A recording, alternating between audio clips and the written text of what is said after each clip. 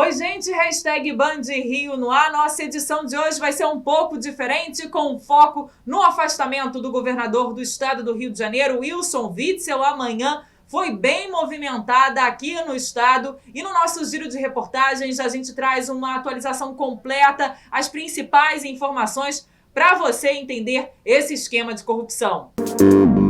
A gente começa com o repórter Marcos Sadoc, que acompanhou a operação da Polícia Federal aqui no Rio de Janeiro e também em outros estados para cumprir mandados de busca e apreensão e de prisão. Natasha, movimentação muito intensa aqui no Palácio Laranjeiras desde o início da manhã com essa mega operação de hoje. Os agentes chegaram aqui por volta das 6 horas, cumpriram mandados de busca e apreensão contra o governador, a primeira-dama Helena Witzel, agora o governador afastado, Wilson Witzel. Ao todo, a ação de hoje tem 17 mandados de prisão, 72 de busca e apreensão em vários estados, além aqui do Rio de Janeiro. Então, essa ação também prendeu hoje o pastor Everaldo, presidente do partido do governador Wilson Witzel, governador afastado, e é uma investigação com base na delação premiada de Edmar Santos, ex-secretário de Saúde. Ele disse que havia um esquema de corrupção em várias pastas, como, por exemplo, a pasta da saúde durante a pandemia de Covid-19.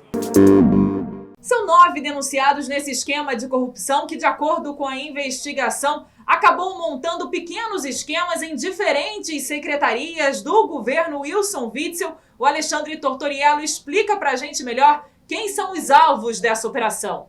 Para o Ministério Público Federal, o governador Wilson Witzel é o cabeça do esquema e teria como peça-chave o empresário Mário Peixoto, ele que foi preso na Operação Favorito da Polícia Federal, justamente por ser o favorito, segundo as investigações do governo do estado, nas licitações, nas contratações de serviços para o governo estadual. Ligado a ele está o Lucas Tristão, ex-secretário de Desenvolvimento Econômico, figura muito próxima ao Wilson Witzel desde o início do governo, mas que foi exonerado em junho após surgirem os escândalos. Ele, inclusive, segundo o Ministério Público Federal, recebeu R$225 mil de Mário Peixoto, mas não prestou nenhum serviço. Também foi preso hoje pastor Everaldo, presidente do PSC. Ele foi responsável por levar Witzel ao partido e, de acordo com as investigações, também tinha influência na escolha de empresas contratadas pelo governo estadual. As investigações também apontam como uma peça importante a primeira-dama Helena Witzel. Segundo os procuradores, a empresa de advocacia dela seria usada como fachada para receber pagamentos de propinas. Ela não foi alvo de prisão, mas de mandados de busca e apreensão, assim como o vice-governador. A operação também mirou na linha sucessória ao governo do estado.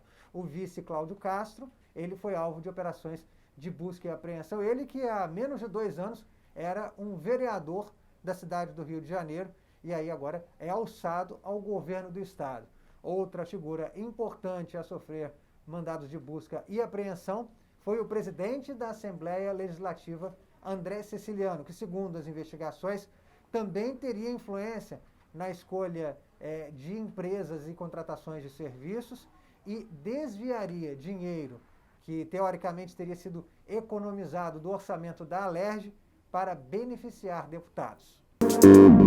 Entre os envolvidos está o ex-prefeito de Volta Redonda, que teria grande influência sobre o governador Wilson Witzel. A Juliana Neves explica melhor. Natasha, Gotardo Neto foi preso em casa aqui nesse condomínio de luxo em Volta Redonda, no sul do estado. Ele é dono de um hospital particular que fica aqui na cidade e teria usado a empresa, a unidade, para poder fazer repasse de dinheiro ao escritório de Helena Witzel. Porém, o MP é categórico ao afirmar que não há indícios que Helena Witzel realmente exercesse o papel de advogada do hospital, levantando aí a denúncia de um esquema de lavagem de dinheiro, Natasha. Esquemas de corrupção no governo do estado do Rio são apontados por especialistas como endêmicos. Apenas 2 governadores que foram ocupar a cadeira mais alta da administração pública aqui do estado não foram presos ou participaram de esquemas de corrupção.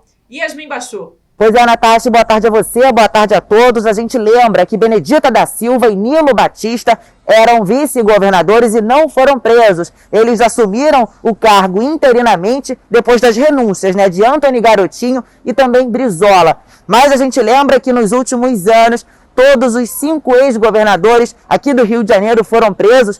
Sérgio Cabral é o único que cumpre pena no presídio de Bangu 8, na zona oeste do Rio de Janeiro. Ele foi condenado aí a mais de 290 anos de prisão. Agora todos os outros também foram condenados, mas respondem em liberdade, que são o ex-governador Luiz Fernando Pezão, Antony Garotinho, Rosinha Matheus, Moreira Franco e agora o governador Wilson Witzel. Ele não foi alvo de mandado de prisão, mas está afastado do cargo por ordem do STJ, inicialmente por 6 meses aí, acusados de cometer diversas irregularidades, principalmente na área da saúde durante esse período de pandemia, Natasha.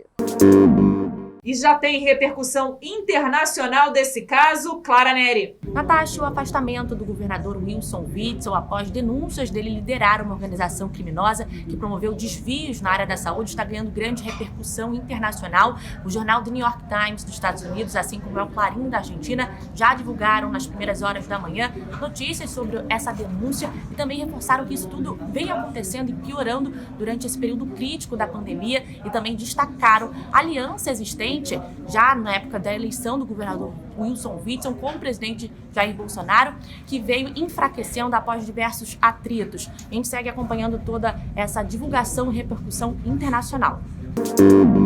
Pela manhã, o governador, agora afastado do cargo, se pronunciou sobre as denúncias. Vamos ouvir.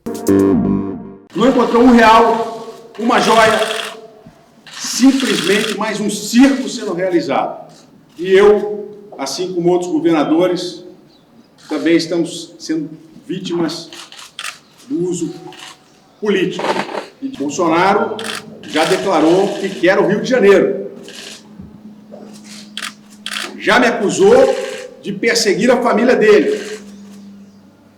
Mas, diferentemente do que ele imagina, aqui a Polícia Civil é independente, o Ministério Público é independente. E eu me preocupo muito com essa questão política que hoje... E a gente abre espaço aqui no hashtag Band Rio para falar sobre a violência no estado, porque ontem diferentes confrontos em vários pontos aqui da capital fluminense levaram pânico a moradores. E a Marcele Setúbal acompanha hoje o enterro de uma das vítimas dessa tentativa de invasão ao complexo do São Carlos, que fica na região central da cidade, e atualiza como está a situação do momento. Ana Cristina Silva tinha 25 anos, ela estava a caminho do trabalho na favela do São Carlos, na região central do Rio de Janeiro. Ela trabalhava em um bar e estava acompanhada do filho de apenas 3 anos. Foi quando eles se depararam com esse intenso tiroteio por causa dessa invasão e essa guerra entre facções rivais. Ela, diante daquela confusão, se debruçou sobre o filho para tentar protegê-lo dos disparos, mas acabou sendo atingida e não resistiu. Ela foi enterrada no cemitério de São Francisco Xavier, na região da zona portuária da cidade. O hashtag Band Rio de hoje vai ficando por aqui com essa edição específica focada nas repercussões da política do estado do Rio de Janeiro, com essa operação da Polícia Federal com base em corrupções dentro do governo do estado do Rio, e análise completa sobre o afastamento do governador. Você assiste 10 para as 7 da noite no Jornal do Rio, com transmissão também ao vivo aqui no YouTube. Então ativa as notificações do nosso canal, se inscreve por lá para você se manter sempre muito bem informado. Até semana que vem.